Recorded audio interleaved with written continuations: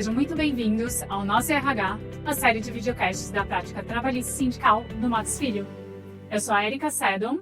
E eu sou o Domingos Fortunato, sócio também da área, e temos um prazer hoje de conversar nesse episódio sobre desafios de liderança contemporânea, com foco especial em transformações, impactos na gestão de pessoas, desde a questão dos benefícios mais valorizados para os empregados, até o papel mais estratégico da área de recursos humanos para a empresa, para a sustentabilidade dos negócios.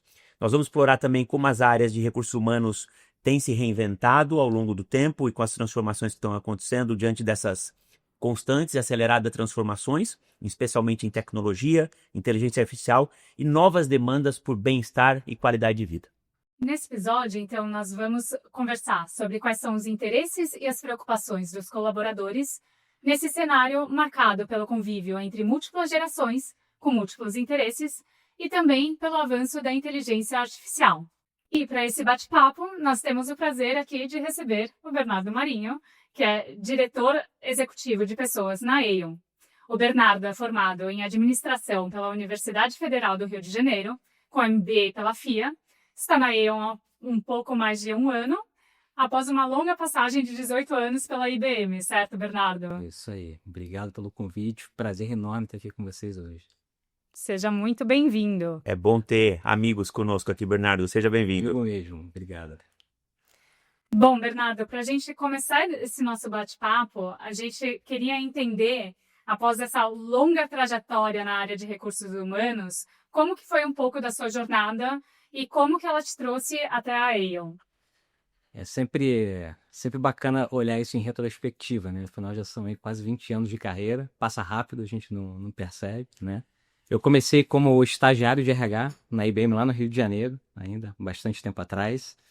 E aprendi pra caramba ali naquela época e queria continuar na empresa. E logo no início foi curioso que eu tive um pequeno contratempo. Eu não consegui ser efetivado em RH na IBM, porque não tinha vaga ali no Rio para essa área. Então, me ofereceram uma vaga para ser efetivado em finanças. Então, fui efetivado em finanças. Depois, passei alguns anos ali, fui para operações. E o que acabou acontecendo no início como um problema, né, não ter a vaga em RH, me ajudou muito no futuro, porque eu tive bastante oportunidade de rodar pelo negócio em si. E isso se tornou super valioso para mim algum tempo depois. Mas a gente fica com aquela coisa, né, de o RH, acho que talvez nasça com a gente no sangue, esteja no nosso sangue, e queria voltar para a área, então levantei a mão lá na IBM ainda, voltei para a área de RH, passei por áreas de fusões e aquisições dentro de recursos humanos, trabalhei com relações trabalhistas também, fui business partner de algumas áreas, área de consultoria da IBM, até chegar à liderança de RH na IBM Brasil, onde eu fiquei por 3 anos. Enfim, uma longa história, muitas histórias bacanas por lá, uma super empresa. E recebi um convite da Aon há 1 ano e meio atrás para me juntar a Aon como diretor executivo de pessoas aqui no Brasil. A Aon é uma multinacional também, muito focada em capital humano, gestão de riscos, investimentos, parte previdenciária. A gente tem muitos clientes aqui no Brasil, importantes clientes, grandes parceiros. E basicamente, nosso objetivo na Aon no Brasil é ajudar esses clientes a tomarem as melhores decisões de negócio que façam sentido aí para essas organizações. Então, resumidamente, é um pouco da minha história e dessa trajetória até chegar aqui. Uma história que está começando ainda, né, Bernardo? Pô, tomara, né, Domingos? Eu acho que a ideia é trabalhar bastante aí. Tem chão e tem material. E falando daí, a gente leu, você nos enviou um material fantástico, um estudo sobre sentimento do colaborador. Vocês fizeram, está disponível assim, para que as pessoas possam acessar. Tem lá insights, informações muito interessantes quando a gente pega, por exemplo, sobre o mundo do trabalho. Essas novas gerações, o que elas pensam, o que é importante. Como é que esse estudo pode ajudar os líderes de RH hoje em dia, Bernardo? Esse é um estudo global, realizado pela Aon, enfim, foram milhares de pessoas entrevistadas, participantes em cerca de 25 países. Então é um estudo robusto, né? E o objetivo principal desse estudo é mapear efetivamente o que importa para a força de trabalho hoje, né? O que as pessoas sentem em relação àquilo que é ofertado pelas empresas. Para RH, isso é uma matéria-prima maravilhosa, né? É ouro. É ouro. Você consegue identificar ali em diversos cortes e recortes estratégias importantes que a gente pode seguir como profissional de RH em vários momentos da jornada do colaborador. Então, desde a parte de atração até a parte de engajamento, a parte de retenção, enfim, tudo isso de alguma forma está mapeado nessa pesquisa. E por que isso é importante? Você pega engajamento, por exemplo, né? Se você vai olhar no detalhe por que isso importa, uma força de trabalho desengajada significa que você vai ter uma rotatividade mais alta, significa que você vai começar a ter problemas em atendimento com clientes, significa que você vai ter problemas de absenteísmo, enfim, uma série de questões que no final impactam o resultado da empresa, né? Então, não só para RH, mas para organizações como um todo, isso é muito valioso. Então, você pode pegar, por exemplo, também diversas pesquisas hoje com CEOs, né, líderes das organizações, onde eles falam claramente que um dos itens que tira o sono deles à noite é justamente gestão de talentos, né? Força de trabalho, mercado de trabalho. Então é um material bacana aí para todos nós que trabalhamos em organizações e podemos usar esses insumos. Quando você pega esse estudo, Bernardo, aqui a gente tem um público, uma audiência variada. Nós temos profissionais de grandes corporações, como profissionais que estão nos ouvindo, nos assistindo pelo canal de YouTube do Único do Márcio Filho, que não tem tamanho e estrutura.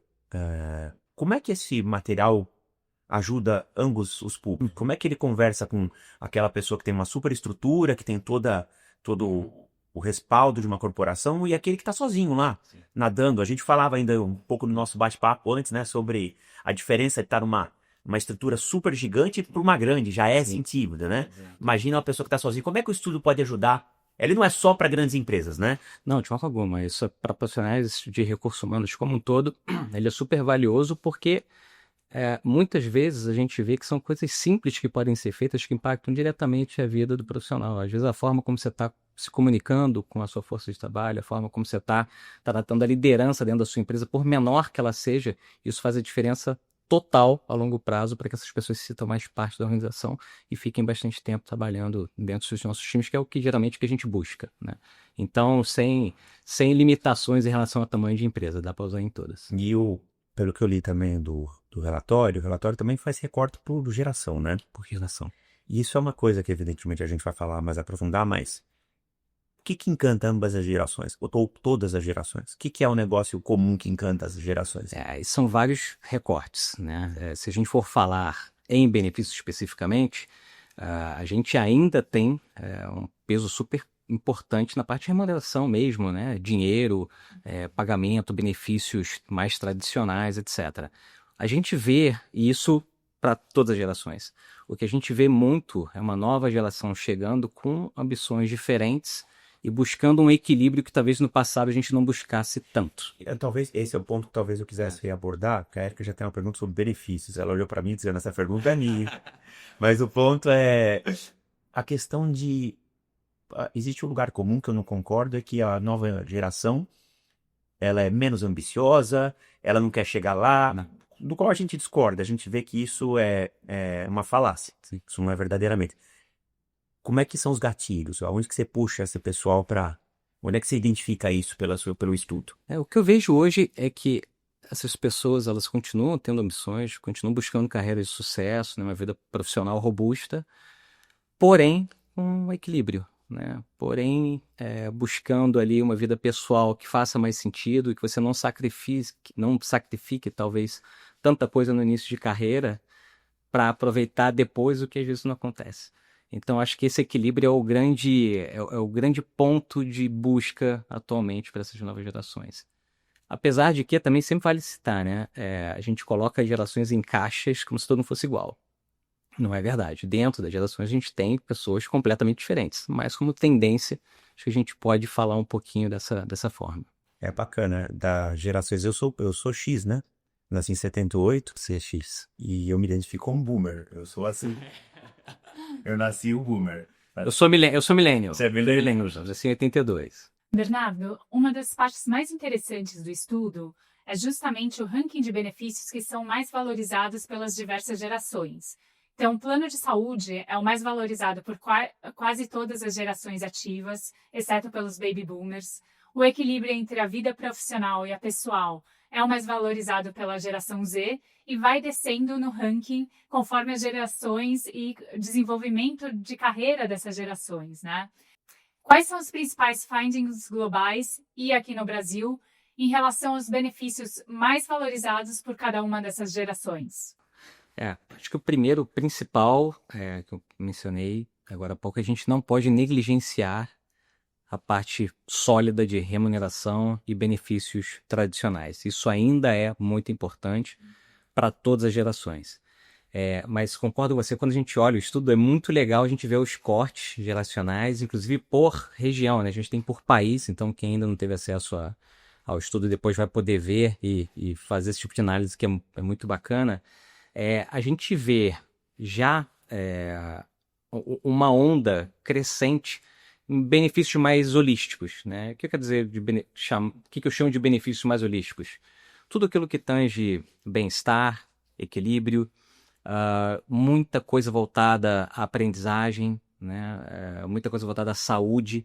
Então, esses vêm ganhando um espaço muito grande nas organizações e mais focado em gerações mais recentes. Isso fica bem claro.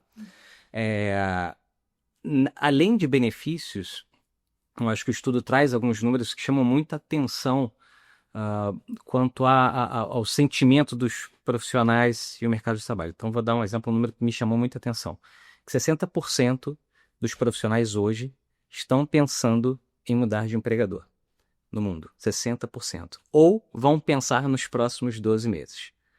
Se a gente pensa nos nossos times, é muita gente. É mais da metade de nossos times. Exatamente. Então, isso é o que a pesquisa nos traz.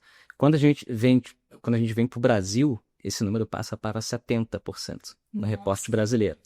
Então, assim, RHs do Brasil, a gente tem que ficar muito atento a isso, obviamente. E quando a gente volta para benefícios no recorte do Brasil, a gente vê essa mesma tendência de valorização ainda daquele modelo remuneração e benefícios financeiros. A gente também vê essa onda de benefícios mais holísticos acontecendo de maneira muito forte. E aqui no Brasil a gente tem muita questão da flexibilidade, até mais do que lá fora, né? Essa questão do trabalho remoto, do equilíbrio vida pessoal, uma valorização do tempo importante. Eu acho que todos nós sentimos aqui que o tempo está cada vez mais escasso e a gente vê isso refletido nas pesquisas. E alguns outros insights que acho super importantes, assim, outro número que me chamou a atenção no recorte brasileiro, a quantidade de pessoas que não se sentem valorizadas na sua organização. Então, a gente vê aí 24% das pessoas no Brasil não se sentem valorizadas atualmente, que também é um número... Isso reflete engajamento, né? Completamente, né? Então, que tipo de ação a gente toma tendo esse número em mãos, né? E outros números super... que às vezes a gente não imagina, tá? Mas um número que aparece no Brasil especificamente, que cerca de 70% dos profissionais de uma organização acreditam que essa organização tem, por exemplo, a missão, deveria ter a missão de passar a educação financeira para os seus colaboradores, que é algo que impacta diretamente a qualidade de vida, porque a gente sabe toda essa discussão de endividamento que acontece hoje em dia, o quanto isso é importante. Então, são findings que a gente vai pegando e pontuando que a gente consegue colocar em ação nas nossas organizações. Então, esses recortes a gente consegue ver por país. Então, para quem tem operação na América Latina, por exemplo, você consegue ver Argentina, Chile, Colômbia, enfim, e por geração. Então, vale bastante a pena dar uma olhada nisso. Quando a gente olha para o Brasil, tem diferença nas regiões? A gente não tem um recorte de regiões no estudo, mas sem dúvida a gente encontra isso. Você imagina, por exemplo, aqui em São Paulo, né, com essa questão do trânsito, a valorização do trabalho remoto é muito diferente que a gente pega na região Centro-Oeste, por exemplo, né? Então, sem dúvida, isso existe e cabe aos RHs estar muito atento a essas variações regionais, né? E como a gente aborda isso para deixar nossos times mais satisfeitos e felizes, mais engajados. Super interessante, né? Essa questão da educação financeira. Porque esse é um benefício que a gente vê pouco nas empresas, né? E é interessante saber. Super. E quer ver um exemplo também, quando a gente pega esse recorte de gerações, se a gente pega baby boomers, o segundo mais valorizado é justamente a parte previdenciária. Porque essas pessoas estão mais próximas ali do momento em que você vai efetivamente usar aquele benefício, né? Então, o que a gente pode aprender e talvez tomar de ação com isso? Será que não cabe aos RHs fazer um plano de comunicação, explicar para as novas gerações a importância que isso tem no futuro, lá na frente, o quanto isso vai ser valorizado pelos próprios profissionais daqui a muitos anos. Então, eu, por exemplo, no início da minha carreira, eu fiz um plano de previdência. Mas fiz muito isso por conta de um amigo meu que estava do meu lado, no momento que eu recebi ali, ainda era papel, você tinha que se inscrever, o formulário. E eu falei, nossa, o que é isso? Né? Estagiário ali, começando, ele falou, cara, só se inscreve, que é importante e é bom para você. Se a gente fizer isso de forma estruturada, né? Então a gente vem fazendo, pelo menos lá na EI, a gente faz isso de forma muito estruturada para os nossos, a gente chama de colegas, né? Para os nossos colaboradores, e algo que dá resultado. Então, às vezes, é só comunicação, mostrar os benefícios e explicar como eles trabalham ao longo do tempo também. E desses benefícios intangíveis? A gente tem lido muito sobre salário emocional, salário de felicidade, a flexibilidade, é o intangível. Uhum. O que você tem visto no mercado? Eu vou dar mais um exemplo da Aon aqui, que foi um que chamou bastante minha atenção quando eu fui, tá? A Aon tem, globalmente falando, 2 feriados Aon no mundo. Então, 2 vezes por ano, a empresa para no mundo inteiro. Na mesma data. Mesma data. Inclusive, está chegando, já estou bem animado aqui, já estou com planos. Na mesma data, toda a organização para que a gente tenha um tempo para cuidar de nós mesmos. É basicamente isso. Então, você vê que é uma coisa, assim, obviamente não é tão intangível, isso tem um investimento importante aí da empresa, mas é algo que você não coloca, talvez, ali na ponta do lápis, né, como colaborador. Mas isso tem uma importância gigante. Outras coisas não tão tangíveis. Um ambiente seguro dentro da organização, um ambiente onde você pode falar, ter opinião, sem ser, de certa forma, ter algum tipo de represália por isso, né? Esse é o tipo de coisa que faz uma diferença gigantesca e não vai estar escrito num pacote de benefícios, não vai estar ali orçado, mas é um ponto de liderança que faz muita diferença para quem está lá no dia a dia, né? Você sair de casa para ir trabalhar, ou trabalhar remotamente, mas ir trabalhar num lugar que você sabe que você está tranquilo, que você pode ter a tua opinião, que você tem espaço para crescer, você tem oportunidades. Então, eu vejo tudo isso entrando um pouco nesse ponto intangível, Domingos, que faz toda a diferença, principalmente para as novas gerações. E Érica, Bernardo e eu conversávamos, inclusive, sobre, falando de uma conversa que tivemos, uma pessoa que é muito querida nossa também, com a Raquel, que já falou pra gente aqui, da Accenture, diretora de recursos humanos da Accenture. Ela falou que a gente tem que ter, em algum momento, eles têm essa cultura, essa permissão para que pequenos erros aconteçam, para que se crie um ambiente inovador. Exato. Sem erro não tem inovação. Não tem inovação. E aí, eu conversava contigo, o quanto a gente no mercado jurídico é treinado a não errar. O médico não pode errar, o engenheiro não pode errar e o advogado não pode errar. A gente tem um erro, consequências seríssimas no processo. Como é que você vê no mercado se lidar com um ambiente flexível que estimule a inovação ao ponto de aceitar erros? Isso vai variar muito de acordo com o setor do business, né? E geralmente as pessoas, quando vão, por exemplo, para um escritório, né, como Matos Filho, em busca de assessoria, obviamente a gente não quer ver o erro ali, né? Mas tem coisas pequenas dentro de casa que dá para fazer e dá para criar essa cultura, procedimento, etc, que dá para criar essa cultura. E o que eu vejo que funcionou, aliás, o que funciona e que é importante é você falar sobre os erros. E aí vem a parte da segurança, né? Você, como líder, você não pode ver que alguém errou e ir para uma punição. Você tem que ter certeza que aquilo não aconteça novamente e que exista um aprendizado em relação àquilo. Então, esse é um dos intangíveis que a gente vinha conversando que fazem a diferença, né? Se você alguém erra e vem uma punição, um erro, claro, voltado aí para a inovação, para tentar coisas diferentes. Se você vem com uma punição ao invés de um aprendizado, não vai funcionar. As pessoas não vão inovar. Até no approach, né, que a gente estava falando num assunto, normalmente o assunto tradicionalmente é feito dessa forma e a gente fala num assunto específico, mas não é o caso. E aí a inovação dizendo, olha, podemos ir para esse lado, na certeza. Exato. É algo inovador, né? Exatamente. Você tem que tentar, né? E é daí que saem as grandes mudanças, as grandes evoluções, coisas importantes começam pequeno, mas alguém pensou em fazer diferente, né? Se a pessoa tem um ambiente para fazer isso, as coisas acontecem de maneira muito mais fluida. É super interessante que essa segurança para falar, eu vejo muito como um desejo das gerações mais novas. Porque nós, gerações mais velhas, quando a gente começou, a gente, né... Diz a Érica no auge dos seus 25 anos. Cara, 25. A gente, assim, foi treinado para ouvir, executar, né? E nunca falar. E nunca né? questionar, né? Nunca questionar. E agora os líderes são questionados constantemente, né? E tem que aprender a lidar também com essa nova forma de pensar e de se trabalhar. Sim, e eu vejo isso com ótimos olhos. O que eu acho importante a gente sempre frisar, até para o pessoal, talvez gerações mais recentes estejam nos acompanhando aqui. Eu acho que a gente foi treinado para, ao falar, a gente sempre esteve muito preparado. A gente sempre teve muito conteúdo para se posicionar, etc. Eu acho que isso é algo que a gente não pode perder. Eu acho que a gente tem que ter a liberdade para falar, para trazer ideias, para errar, etc. Mas o preparo é importante, né? Então a gente vê hoje em redes sociais, etc., muita gente com muita opinião infundada com base em achismos que talvez não caibam, aliás, não cabiam no passado e que hoje se tornaram um lugar comum.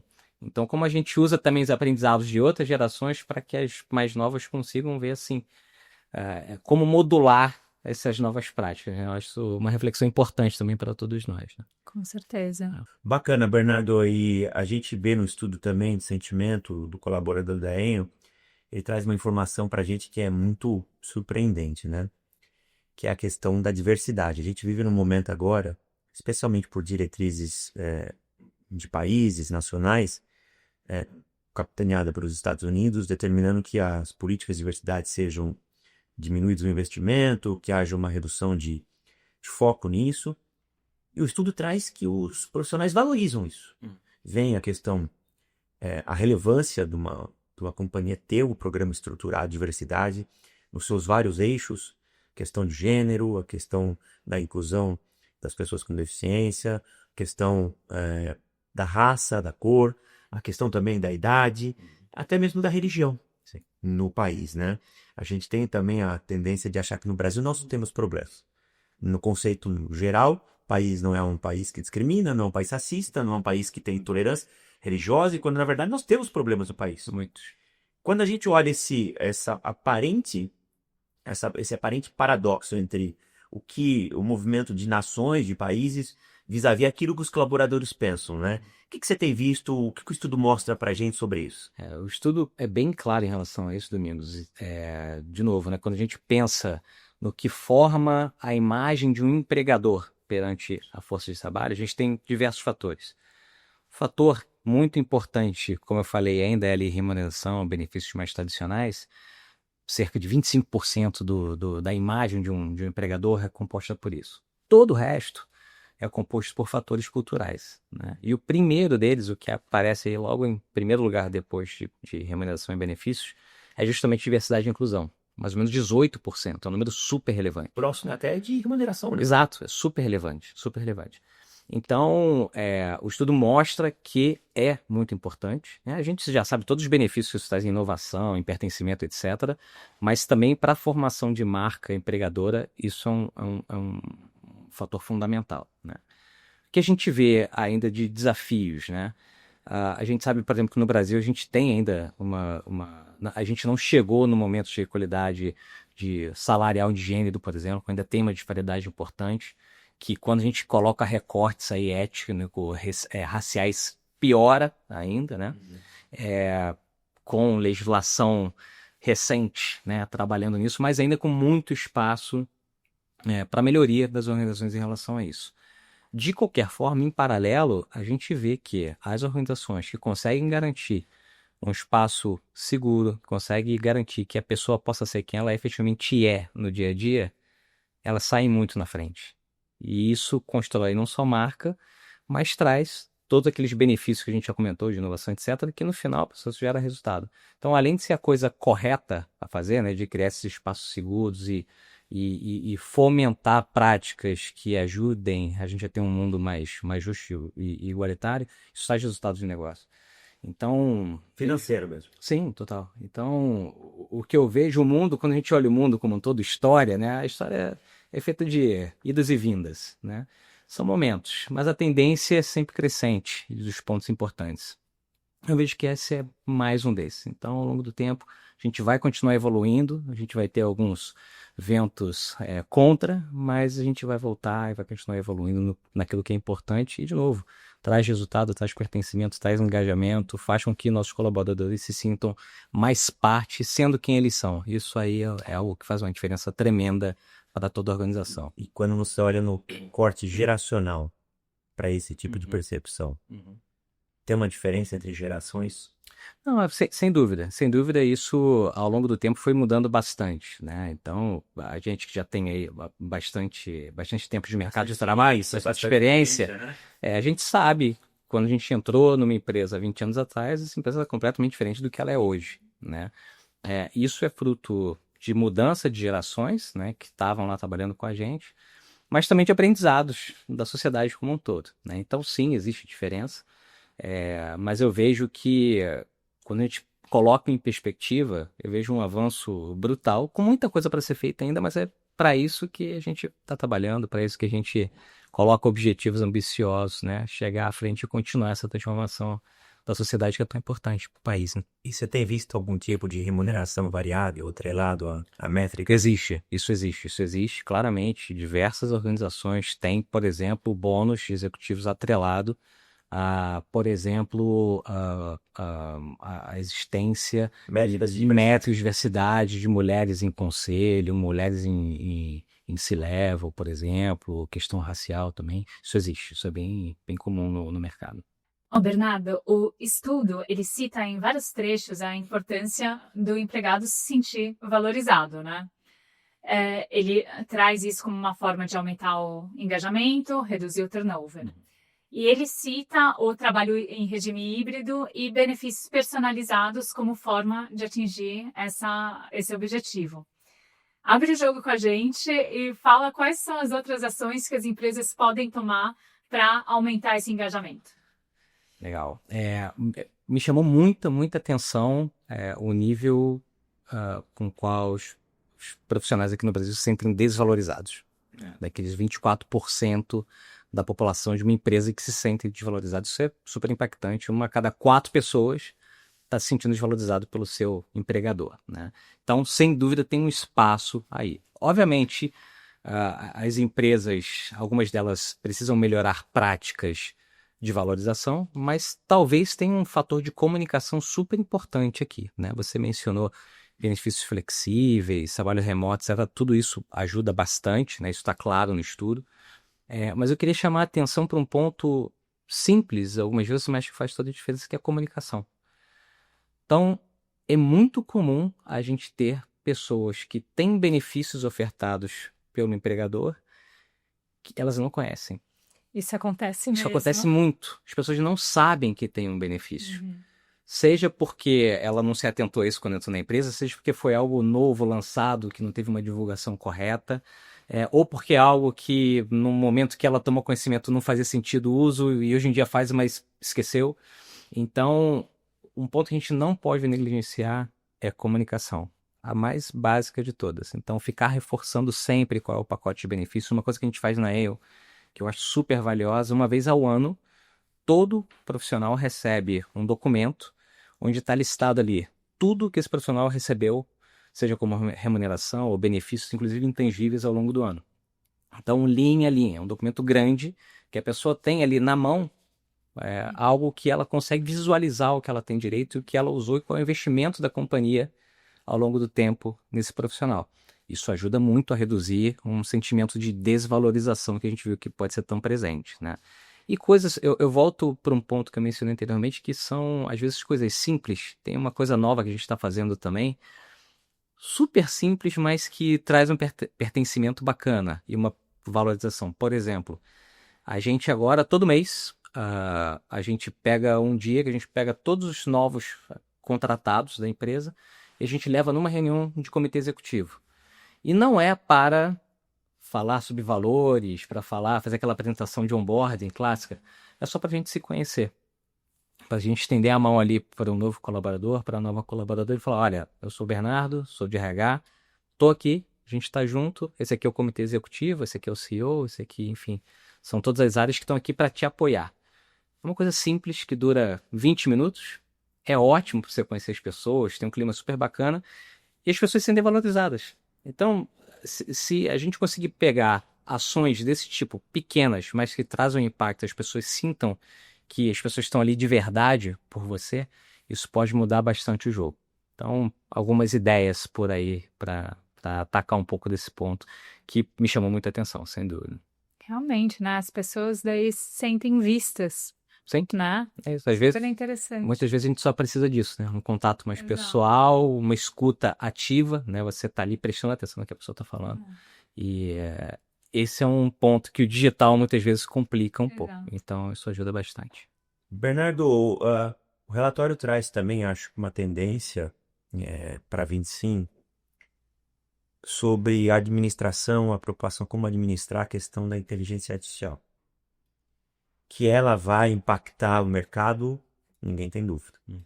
Como ela vai impactar, a gente está vivendo, está vivenciando, né? Acho que, como é que você tem visto o papel do RH para lidar não só com a implementação e o uso da inteligência, mas também como para lidar com às vezes com a ansiedade, com a preocupação demasiada e talvez infundada do empregado, do colaborador, que olha a IA como uma inimiga. Como é que você tem visto isso? Eu acho que vale dividir em 2 blocos aqui, Domingos. Primeiro, esse papel do RH com a empresa. E em segundo, o papel do RH com o RH. Porque o RH está sendo super impactado com isso também, né? Então, focando aqui na empresa e com os colaboradores. Primeiro ponto que eu acho crítico é a gente deixar claro que o impacto já está acontecendo. Ele vai vir. E a gente precisa transmitir a mensagem para os nossos times que a qualificação nessas novas tecnologias por parte desses times é fundamental. E mais do que só avisar que essa qualificação é fundamental, mas ajudar as pessoas a ter acesso a ferramentas e cursos e, enfim, qualquer tipo de apoio necessário para que elas consigam ali ter esse novo skilling, né? Esse novo skill tão importante que vai impactar diretamente. Então, acho que esse é um ponto super crítico. Tem também uma questão de agenda, né? Do RH ficar puxando o tema na agenda constantemente, mostrando que muitas vezes evoluções de processo, etc., elas vão passar por essa tecnologia. A gente vê muitas empresas juntando TI com RH, por exemplo. Isso tem acontecido bastante. E geralmente são empresas que trazem inovações importantes nesses aspectos. Por outro lado, acho que vale... e outro ponto super importante, governança. Né? E vocês aqui certamente sabem a importância que é você tratar dados de forma correta, você não colocar uma IA trabalhando, por exemplo, em recrutamento que esteja completamente enviesada, né, por uma má formação dessa própria IA. Então, RH tem que estar muito atento à governança também de tudo que vai ser implementado. Por outro lado, eu vejo também que o RH em si está se transformando ou já se transformou bastante com base nessas tecnologias. Isso traz uma grande vantagem para profissionais de RH, que muitas vezes é você sair de um trabalho super operacional e focar no que geralmente o profissional de RH mais gosta, que é cuidar da carreira das pessoas, cuidar de liderança, cuidar de treinamento, enfim, coisas mais gerais, onde você pode ter esse contato direto com os profissionais. Então, essa mudança operacional, isso traz também para os colaboradores e para engajamento, etc., isso deve trazer uma experiência muito mais positiva. Porque ninguém gosta de ficar ligando para ninguém para saber, para tirar uma dúvida de contra-cheque, ninguém gosta de ligar para ninguém para fazer uma transferência de um funcionário, de um gerente para outro gerente. São coisas que as pessoas podem fazer automaticamente, sistemas fazem automaticamente. Mas as pessoas gostam de falar com o RH para falar sobre desenvolvimento de carreira, sobre oportunidades, etc. Então, acho que o RH tem que estar atento nessa melhoria da experiência do colaborador, usando a inteligência artificial e garantindo que toda a parte de governança, etc., e skilling dos profissionais está acontecendo também. Muita coisa para acontecer aí ainda. Isso quando a gente olha de RH do trabalho. E para o profissional, quando a gente vê preparar o profissional, quando você olha os colaboradores da EMO, vocês são uma empresa global que investem e treinam profissionais super capacitados. O que você tem visto no mercado, quando você olha o mercado? Tem o cheiro para onde a gente vai? Em relação à inteligência artificial? Inteligência artificial. Assim, quando você pensa em todas as possibilidades, a empresa que não está investindo nisso hoje, efetivamente, infelizmente, ela vai ficar para trás, né? Então, a Aon está investindo pesado nisso. Então, a gente tem nossos parceiros. A gente tem, por exemplo, lá na Aon, que a gente chama de Aon GPT, esse é o nome oficial. todo colaborador tem acesso a isso, mas não é um chat desses que a gente vê aberto em mercado, mas já é um chat com as informações de negócio da EO, exatamente. Então, com o estudo, se eu jogar esse estudo lá dentro, ele já sabe da existência, ele já vai me dar insights do estudo especificamente.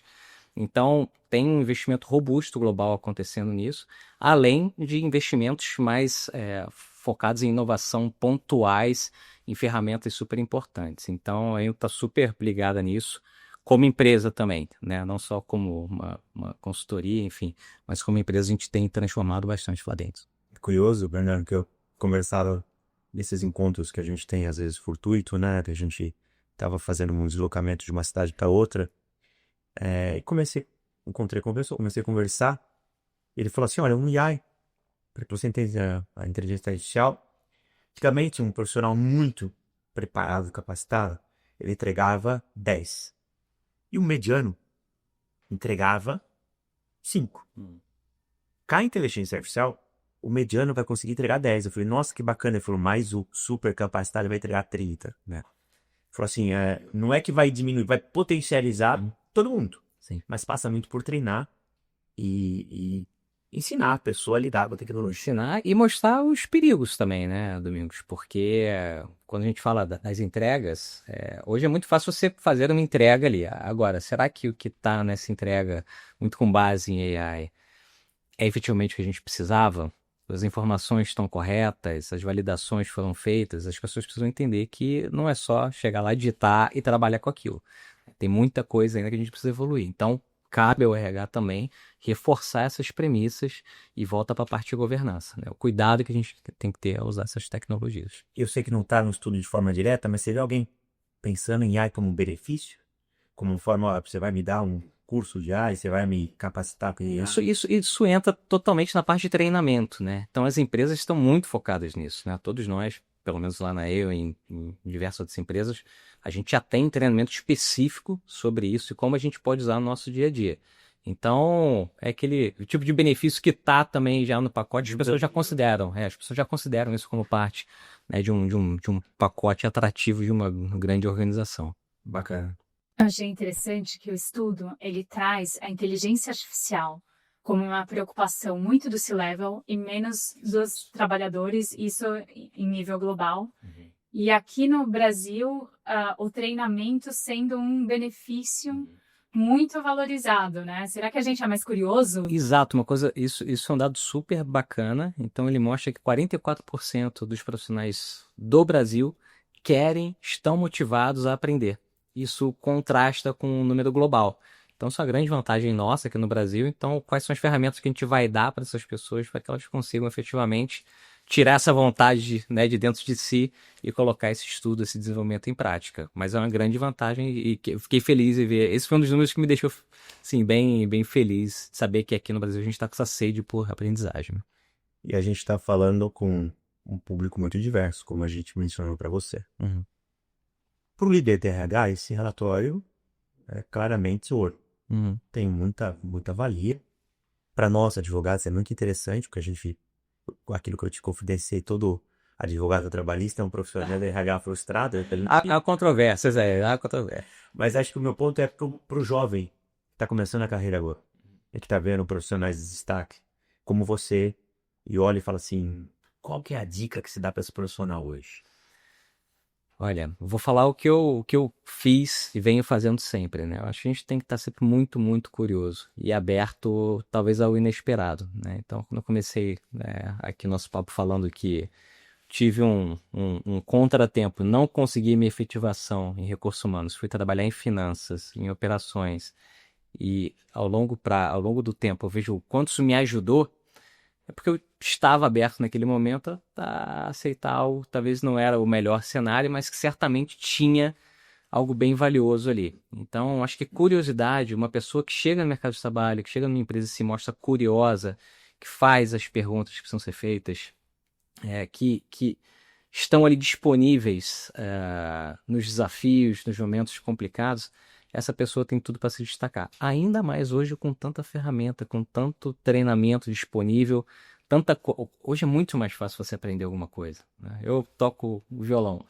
Na minha época, a gente tinha que ir numa banca, de jornal, comprar uma revistinha para ver se tinha alguma música que você gostava para aprender a tocar aquela música. Hoje você aprende qualquer música, vai no YouTube, em qualquer outro lugar. E a mesma coisa acontece em qualquer tipo de conteúdo, né? Então, se as pessoas estão muito bem equipadas hoje, e se elas tiverem essa curiosidade, essa vontade de estar junto com os times nos bons momentos e nos momentos mais afiadores, eu acho que é tudo para essas pessoas serem profissionais de bastante sucesso ao longo do tempo.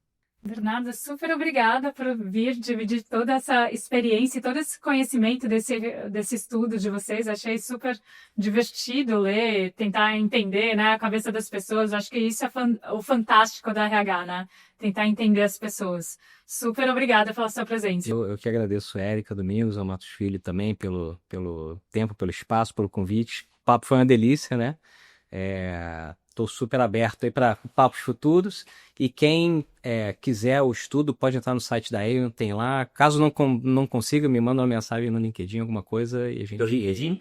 Bernardo Marinho. Bernardo Marinho. Aí simples assim. Aon. Bernardo Marinho, exatamente. Então é fácil de achar, e qualquer coisa a gente divide por lá também, tá? Mas foi um prazer, obrigado, adorei estar aqui com você. Muito obrigado, sempre bom rever amigos, Bernardo. E obrigado a você também, que nos assistiu e nos ouviu até agora. Continue nos ouvindo, nos assistindo nos próximos episódios que teremos Nós RH nos nossos canais do Portal 1 e também no YouTube. Muito obrigado e até a próxima.